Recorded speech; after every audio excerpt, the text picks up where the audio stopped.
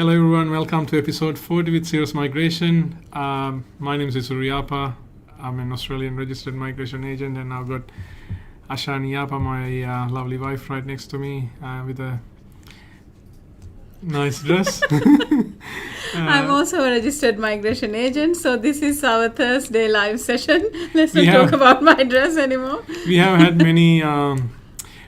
many videos this week because it was a very important week for a lot of clients, and we could find quite a few solutions for many clients with the long-awaited Migration Queensland's open or BSMQ's opening. There were some surprises, there were some changes, there were good and bad things. So I know you probably already know all about these changes, but we're going to still talk briefly about it. Before we start the session, as usual, if you haven't subscribed to our channel, please hit the subscribe button so you'll be notified each time when we release one of these latest update information about visa changes or any visa updates. If you're coming with Facebook, please hit the thumbs up button, and there must be another button that you can so like our Facebook, and then this show is all about you. It's about Australian immigration and us trying our best to give you the best information possible to make your Australian immigration dreams come true. So please post all your questions while we are talking. So we try to answer as many questions as we can live during the session. If not, then we get back to you. Live sessions mostly not to show how fast we can get the answers to you, but it's more about sharing our knowledge and educating you and sharing our experience and latest changes or latest information that we got to know throughout the week and share it with you. So today, before we start, we got the topics that we're going to mainly focus on about is opening of Migration Queensland, or earlier known as BSMQ. What are the impact for Queensland people who's migrating to Queensland through 190, 491 small business owner, as well as 188 categories. 188A, B, C are open. 188E to be announced and open very soon. So we'll come into that topic soon. Then we will go a little bit deeper into 491 SBO, because there's a brand new surprise from Queensland for Queensland applicants who are expecting to start their business career in Queensland regional areas. We'll touch base about work visas. Australia's got a massive problem right now with labor shortages. There are many industries who's contacting us. We are doing quite a few 482, 494, 186 visas every day, and there is a big panic going on. How are we going to survive with the labor force? There are quite a few restaurants offering extra bonuses to attract kitchen hands, restaurant managers, and also chefs, because there's not many international students available these days. Also, hotels and motels and other sectors as well, they're struggling with their labor force. So we will be able to help applicants as well as the employers finding these solutions. So if we'll touch base with about that too. Business visa, there's not much to be updated about, but business visas will be touch base with you as well. And GTI, there are some few things, if depending on the time's permission, we will discuss. But Global Talent Independent is also a very good visa for quite a few clients who are in that global recognition in prominent sectors. So Ashani said, as we were starting up, she wants to talk about BSMQ or the Migration Queensland. Floor is all yours, Ashani. When did they open? 2 days ago at 5 o'clock? That was a surprise. We had movie plans and then ended up staying at the office till midnight. 10 o'clock. Put in the expression of interest, but we had quite a few good number of clients. We expect good results to come out. Scores from 90s to 100s, 491, 70s, 80s. So we weren't too disappointed, but obviously with the new changes, there were some unhappy clients or the clients who had to go extra miles to get themselves ready. I'm pretty sure most of you are already aware of Queensland Migration Program, but I will just quickly go over it. So they are currently open. I'll just first talk about the skilled program.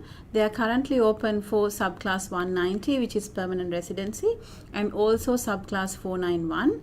Things that have not changed is you still need to work for 6 months in Brisbane or a metropolitan area if you want for subclass 190, and if you are applying for subclass 491, you still need to work for 3 months in a regional Queensland suburb, and both ways you need to have 12 months job offer. So that hasn't changed. What has changed and what is affecting most of our clients are the English requirement. So they have mentioned that even if you are applying for subclass 491, they expect you to have proficient English, which is 7 in each band, which does not require you to have proficient English according to the state the federal requirement.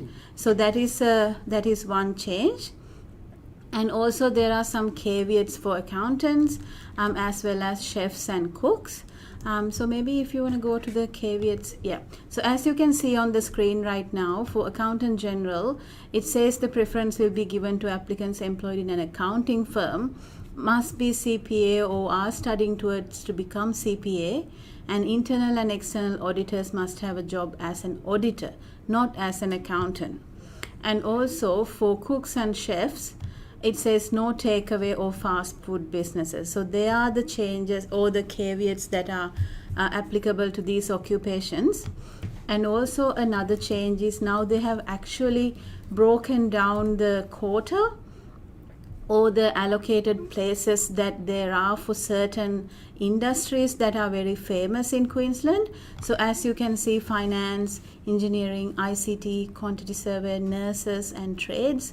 So these are the most famous occupations, and there's very limited quota, as you can see. I have several clients spoken to me about these quotas where they misinterpreted the quotas and these the main occupations that they have advertised. This does not mean that your occupations in skill occupation list has been taken out. So even if your occupation is still in SOL or Queensland skill occupation list, which is actually the MLTSS, the medium to long term list, STSOL and ROL. So Queensland is open for pretty much all the occupations in the list. What this means is they are the most famous occupations that people do apply, and there's quota for these sectors. That's all this means. It doesn't mean that these are the only occupations. I know some of our clients got it mixed up as well. So that is another change that they have done this time that I wanted to share with you. Apart from that, I think that's pretty much it for the skill sector, and they have mentioned very clearly if you're expecting 190 invitation, you need to have at least 80 points or higher. That was the same case last time too. That is right, yeah. But last time we did have some clients who got under 80, but this time we don't know. We still yet to receive the invitations. The problem is this time the quotas are very small, so you never know. I wouldn't be disappointed even if you close by. Maybe give it a go. Not encouraging. It's it depending on individual circumstances as well. It comes down to how it's going to better benefit you depending on the options that you're carrying. That's where you might need a bit of expert advice from an Australian registered migration agent. So that's pretty much the overview of skilled sector. BSMQ skill sector. And then the next sector also you have 491. 491 is not a permanent visa. It's a provisional visa where you get a visa for 5 years. After 3 years successfully living and working in regional Queensland, you get to go into permanent residency through 191 visa. So in Queensland, there are two categories that they introduced this time for Queensland 491 applicants. 491 regional, so it's most like pretty much like 190 requirements, but the requirements are a little bit more relaxed here. You only need 50 points by yourself. You get 15 points from the state government or the BSMQ or the Migration Queensland. So you get to get 65 points. Once you get the points qualification, unfortunately or fortunately, you need to have that English requirements and proficient English. So it's IELTS 7 in each band, or I think PTE 65, right? 65, yes. And so if you have those two qualifications, you can go into the occupation competition where you compete with each other with the occupations, or if you have some business skills, and if you bought a business in regional Queensland spending $100,000, you have the opportunity to go to 491 small business owner. That was one of the best programs that Queensland has ever introduced. But they have made it even better this time, where they allow you don't have to buy a business by spending $100,000.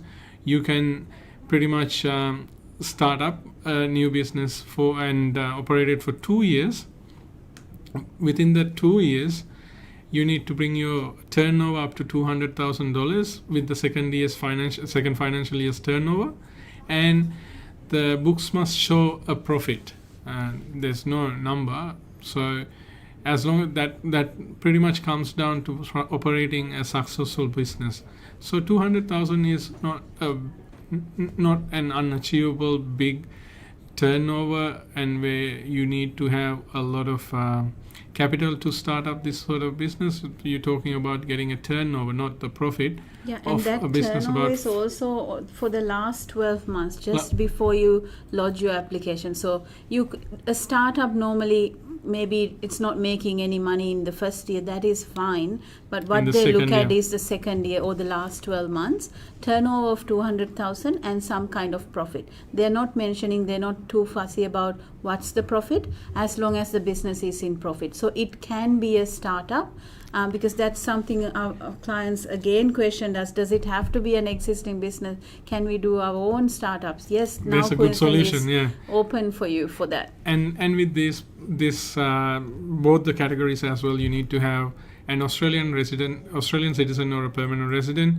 or an eligible New Zealand citizen who is working at least 20 hours a week in your business for at least 6 months prior to your expression of interest.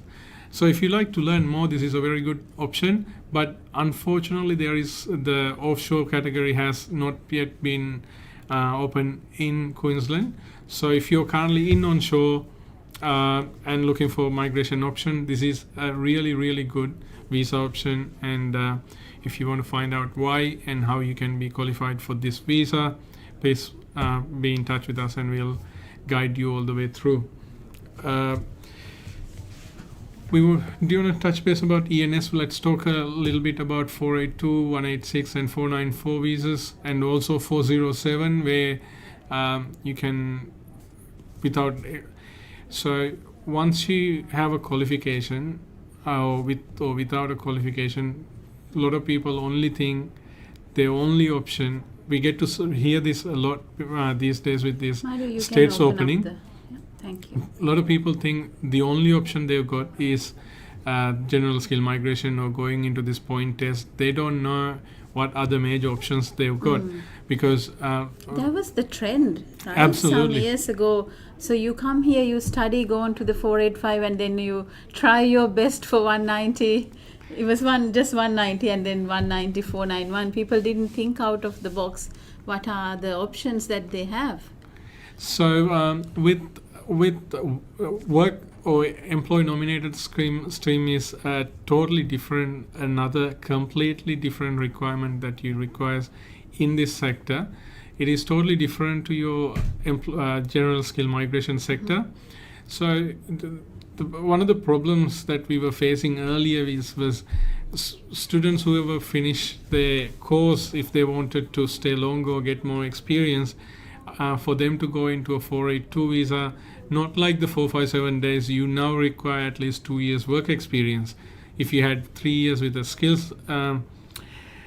assessment, then you could have gone into a 186 visa and become a permanent resident. But a lot of people, something that they don't consider is the 407 visa. So if you're a student who's stuck with this general skill migration, and if you want to explore your further expansion into Australia, 407 is a very good start. 407 visa allows you to be trained under an occupation with a training plan. So you need to, again, with any of these sectors, as you need to have a nominator for 190 or 491, you need to have an employer for this sector. So some employer must give you a sponsorship as well as a nomination for all these visas, including training 482 and 186. So as of 190 and 491, state is pretty much your sponsor. State is giving you the invitation, but in these visas there's no state involved at all. It's the employer. So another benefit of this visa is it doesn't matter which state you studied, it doesn't matter how many points you have, it doesn't matter, you don't need to get superior or proficient English for any of these streams, and your employer could be located in anywhere in Australia and you could be located in anywhere in Australia. So that are the main those are the main benefits of the visa. And as long as they're happy to offer you a training plan or a contract and nominate you for this visa, and you need to have certain eligibility requirements met from your side, and also does your employer needs to meet some eligibility requirements which are listed in the screen for you as well, and we keep repeating, and we've done many videos about these requirements as well. But if you believe that you are at a stage where there might be an employer who's willing to assist you get to any of these visas, I think it's worth having a chat with them. Explain their responsibilities, or get a migration agent to talk to them to explain the responsibilities of you and the employer. That way you can easily get into one of these visas. Many employers who talk to us, they think this is a lot of paperwork, this is a hard pathway, and it is a lot of administration nightmare when you get to sponsor an employee. And then also we get to talk to a lot of employers out there who's struggling to find people, especially in regional area and especially in certain occupation lists. Yeah, and most of them, they start the chat with me by saying, we've never done this before. Yeah, so something that we have to simplify, and we always end up discussing, you don't have to actually do anything out of shape. It's, you have all this information, it's just a matter of sharing some of the documentation. So most likely the employer doesn't have to do much at all if you introduce your HR manager or your accountant to us. The majority of the discussions in terms of background paperwork happens there, and you need to just fulfill discuss the requirements and how it can be operated as in your business under when you have 482 employees or 186 employees. 186 actually employees are really easy to manage with, because there's not much to comply with. There's not many visa doesn't come with any conditions. It's permanent obligations. Residency. Exactly. Yeah. Whereas 482 needs you need to maintain certain obligations with the employer and the employee, and there are some protocols. So which one's the better for you? A lot of people like 482 employees because they have a better long-term commitment. Once you get a cook or a chef under 482, they will not leave you for next 3 years in majority of the cases. So if you're looking for a good employee with a long-term commitment, this is a really good option for you for employers. So that's your employment ENS category. I want to quickly touch base about the GTI, Global Talent Independent. I haven't spoken much about Global Talent Independent lately because there's so many other outcomes from or visa changes from other sectors. GTI came through in 2019, late 2019, and ever since until early this year, there were so many changes. So we were keep on updating it. So ever since early this year, there's not many changes has occurred, but the program is still performing very well. In this global talent visa, the target market or target participant that the program is looking for is prominent people who are well qualified, well recognized globally in these sectors, in these 10 target sectors: resources, agri-food, agri-technology, energy, health industry, defense, advanced manufacturing, space, circular economy, digitech, infrastructure, tourism, financial services, fintech, and education. And technically, you don't really have to be an expert in the technical part of the sector. For an example, health industry, you do not necessarily need to be a doctor or a nurse or anything like that. You can be someone who's introducing a mechanical engineer, who's or mechanical engineer or artificial engineer, artificial intelligence person who's working in this health sector predominantly can be a good fit as well. So your background is not health, but you're working in the health sector. I've done quite a few applications for ICT specialists, IT or software development specialists who's specialized in sometimes banking and health industry. Yeah, financial crimes. Absolutely. So cybersecurity. Yeah. So if you have any question about this, you need to have a higher income at the moment or a higher recognition. So that's critical. I think that's key. You need to be prominent in your field. And they have clearly said just being a manager or supervisor or a line manager does not cut it. You need to have some international presence and some very credible nominator as well. Now they're looking into the nominator a lot as well. This nominator needs to be an Australian citizen, permanent resident, or Australian qualified entity. So the entity has to be, if you're sponsoring someone in renewable energy sector, then the company must be in that energy sector, not finance sector, for an example. So nominator is quite vital, as Ashani said as well. So it's a simple visa. It's a fast way to get your permanent residency, but getting yourself putting that expression of interest and the visa can be tricky at times. We have quite a bit of experience dealing with this visa sector. So if you require any support, please feel free to be in touch with us. Yeah. Should we last but not least, but my favorite visa, business visa 188 A, B, C, and E. 188 is an exciting visa for us because you get to talk to a lot of entrepreneurs. This visa, it's not all about what, how do you say it? It's not all about what your business background or your financial capacities. It's more about what's your vision for a venture in Australia. So if you can come up with a good business or a strategic plan, and you can get if you could attract an Australian entity who can capitalize it, then you can be qualified through 188 E-visa. So if you have a good visa, good option, I'm really excited to talk to you. And we have 188 A, B, and C. 188 A has been. You want to talk a bit about the states? Yes, we'll probably talk about Queensland. Yeah. So when Queensland opened, they did open for 188A, which is the business innovation stream.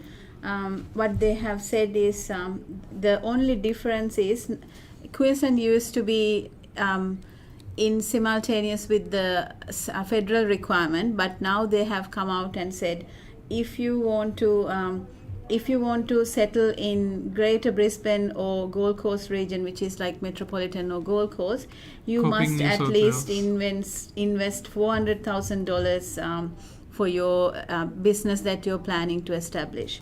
But if you're happy to stay in or establish in regional Queensland, you only need to invest $300,000. So that is the only difference Queensland came up with.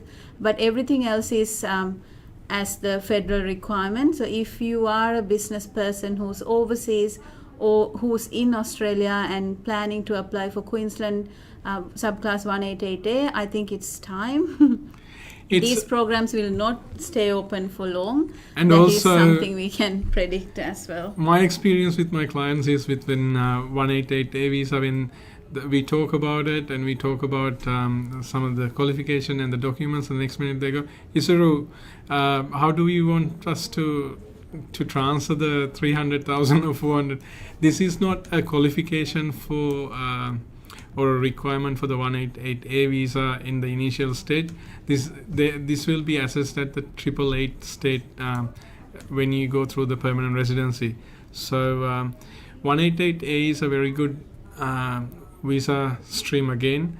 Allows you to come, you and your family to come into Australia and live and stay here for 5 years.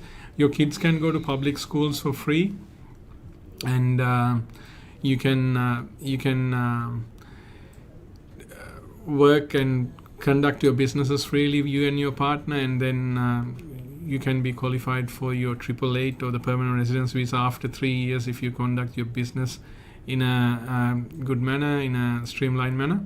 So if you have any business visa inquiries, give us a call, have a chat, and we'll go in detail. We need to look into your current status in your business, your assets. So it's all about your business experience and assets rather than going through your education or English requirements. So there is no specific English or qualification requirements, even though you get additional points if you do have them.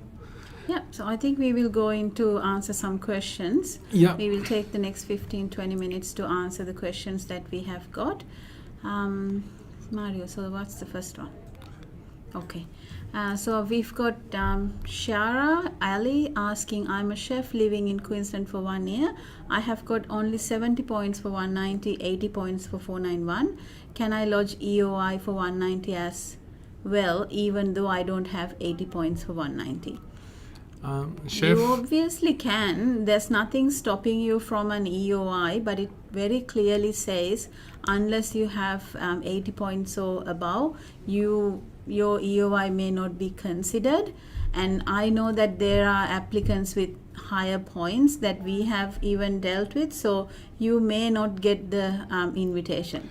Shara, I'm not sure if I'm pronouncing your name right, but one other thing also, maybe get someone to double check your points too. When I last couple of days when I spoke to quite a few clients, what I found out is I base my conversation upon what the points that they suggest, and halfway through the conversation we go, hang on a minute, let's go and check your points, and we always come up with few extra points that you might have not considered. So if you would like to get some advice, talk to a good migration agent, or if you need any support, set up an appointment with one of us as well. We're happy to look into it.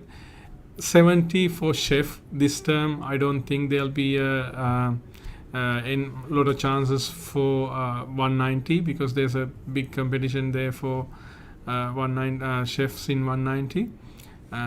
But if you want to click, nothing stops you doing that too. Yeah. And I've got Arpit asking, give some information for 491 subclass agriculture visa, issue date for Queensland state. Arpit, question is not really clear because 494 and agriculture is two different visas. Yeah, can you please type the question again? We will try to answer it. Thank you. I've got Devin saying good morning. Good morning. Mahin asking, I'm a mechanical engineer from India, got 68 each in PTE. Can I apply for 491 while studying Master of Mechanical? Okay, in uni. So it depends on the state. Most of the states want you to be working, so you need to have full-time work rights and already working for a certain amount of time and also have a job offer before you can be qualified to lodge an EOI.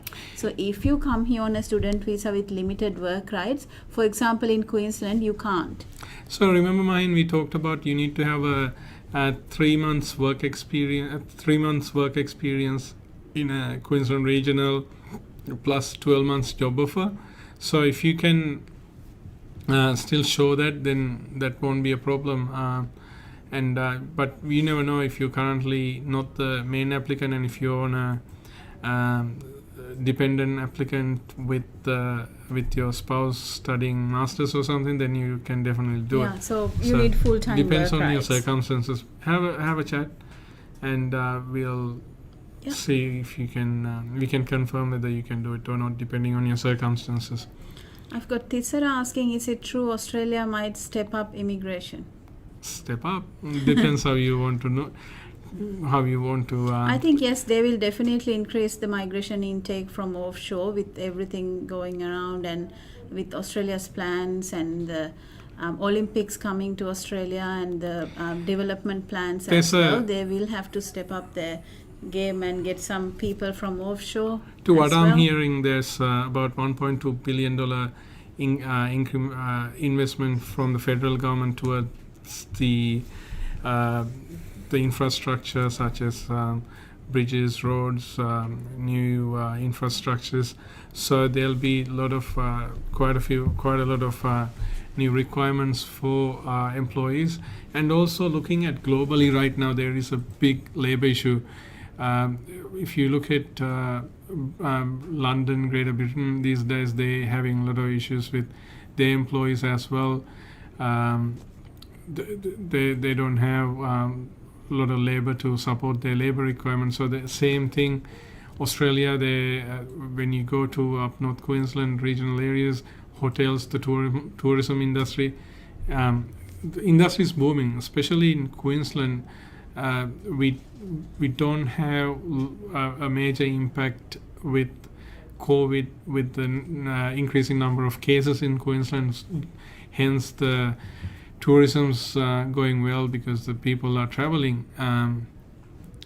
But keeping up with the employees and increased number of employees is a challenge for regional employers, especially because we haven't seen any migration intakes for a while, and also the international students who are supporting this fruit picking, labor and tourism sort of jobs getting emptied quite fast. So talking about immigration intake, it's definitely looking positive towards having a good migration system coming in. And there's us being one of the major business visa consultants for many clients, we can see the level of investments to Australia has the interest has grown up, and there's a lot of people looking into investing in Australia, especially certain states. I'm not going to get into trouble by criticizing states, but there are increasing number of interests to invest in Australia. I'm not an investment advisor, but I'm an immigration advisor. So when people expanding their businesses or investing in certain different countries, when they're coming to Australia, we get a lot of inquiries requiring support. So the programs are not complicated as much as we think, and there's a lot of incentives for businesses to expand, and then also the capital requirements for these visas aren't significant as much as people predict or think as well. So I'm pretty sure coming up, the Australian immigration system is going to step up in that terms, but it'll be in a very positive way.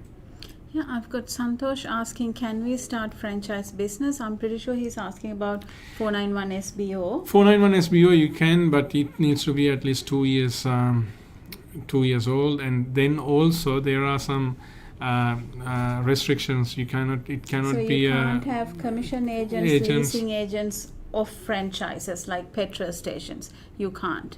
But if it's a normal some kind of, let's say for example, a subway, which is fine. You cannot have for an example, owner-driver truck as an or a courier van or something like that. That sort of businesses as the franchise. But if you want to find out more about your particular scenario, please be in touch. Yeah, or Baker's Delight would be fine. I've actually handled one as well, so it's fine. I've got Darag asking, how are processing times for global talent visa if you're onshore? It doesn't matter whether you're onshore or offshore.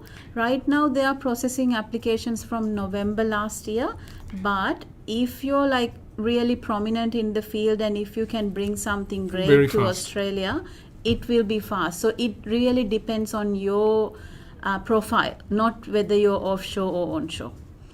I've got TF asking, what are the chances of getting student visa rejected after master in IT and 485, now moving to diploma course? Is that okay, or it's better to move to master's course? My visa is expiring soon.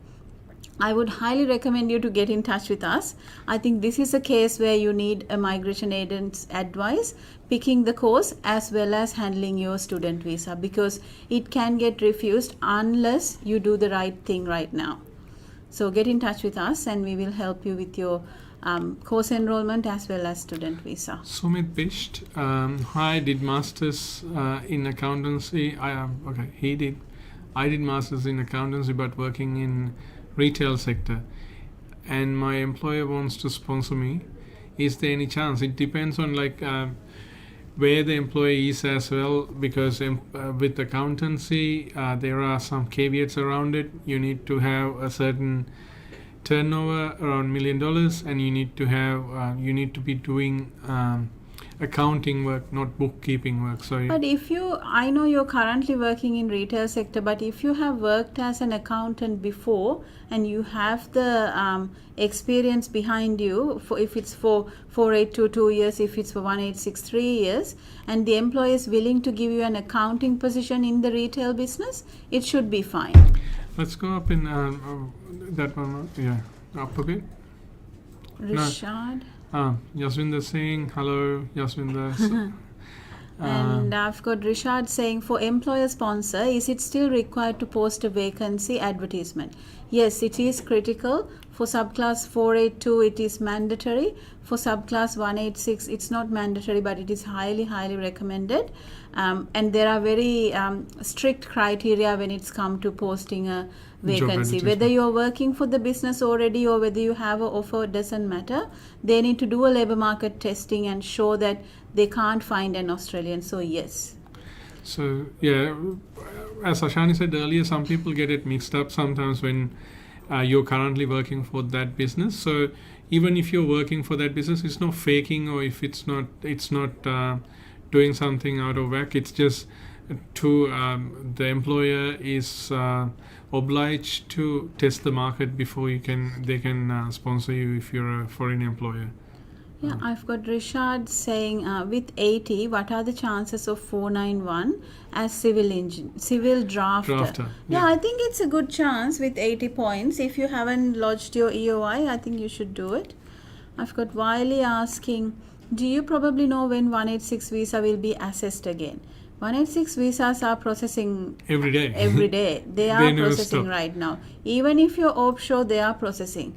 Offshore application, depending if you're in PMSOL, it's couple of months. It's a matter of months. But if it's not in PMSOL, we have seen a bit of a delay between 8 to 12 months. If you go on beyond 8 to 12 months, then it's you should be in touch with your case officer or your migration agent and see what's going on. Yeah, and I've got Anvi asking, I wanted to work in Queensland. I'm nurse by profession. What step is to be followed and what will be the total cost? Currently working in Saudi Arabia. What will be the processing time? It's a bit tricky, Anvi, for nurses because if they want to practice in Australia, they need to have the registration and As they a need nurse? to have a skill. So not really. Okay, if you want to apply for skilled visa, you need to have a skill assessment. For a nurse, in order for you to get a skills assessment, you need the registration. So to get the registration, there are certain things that you need to do. For that, right now, you need to be in Australia and study. Sometimes with the nurses, my experience with AFRA. AFRA is the registration assessing body. So for nurses, what you need to do is you need to demonstrate where you studied, where did you do your bachelor's in nursing, and where you practice and how long you practice for, and then get an idea if there's any gap courses, or certain universities you might be able to even transfer your credits to one of the Australian universities and do the gap to fill up the missing subjects or missing areas. It depends on your background. So if you like, we can arrange a meeting with you personally. Maybe please be in touch with one of those contact details. We will guide you through how we can get yourself assessed. And also one other mandatory requirement for foreign qualified nursing professionals as well, you're required to have IELTS 7 in each band. That's in academic. Yeah, I've got Dinushika saying, for 190, should the job offer be from an organization in regional Queensland or anywhere in Queensland is accepted?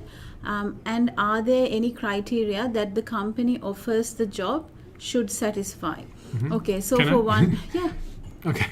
No, you say 190, it can be anywhere in Queensland. Yeah, it can be anywhere in Queensland, and the job offer has to be full-time permanent for 12 months at least. And you must have been working with them for at least with them or somewhere else at least for 6 months before you can apply for your 190 in Queensland. And sorry, I can't see the question. Mario just did something to the for the 190 should be. Yeah, I think that's the complete answer. It's all good. So they was asking, is employee sponsorship skill list still short-term and medium, or are they combined? My skill is in the short-term list. Will I be able to be sponsored for 186? Unfortunately, no, Deva. For subclass 186, your occupation has to be on the medium to long-term list, unless you're grandfathered, which means you held a subclass 457 visa back in the 2017 or 2018. Then there is no list. But other than that, it has to be in the medium to long-term list. I think that's it for today. Yeah, and also if you're in short-term list with 494, then you can go into 191. So that's not a problem. But if you're in a metropolitan under a 482, then there might not be any opportunity. So you might have to consider your employment or getting into a Dharma program or a 494 program. And it's been almost an hour. And thank you very much for joining us again. And it's been a hectic week with lots of videos. So hopefully, and for Queensland, we're getting an extra day coming up. For Brisbane people, we're getting our ECA holiday, late ECA holiday coming up tomorrow. So if you're in Brisbane, enjoy the long weekend. And everyone else, have a weekend coming up soon. Stay safe until next week, and we will see you next week. See you next week. God bless you all.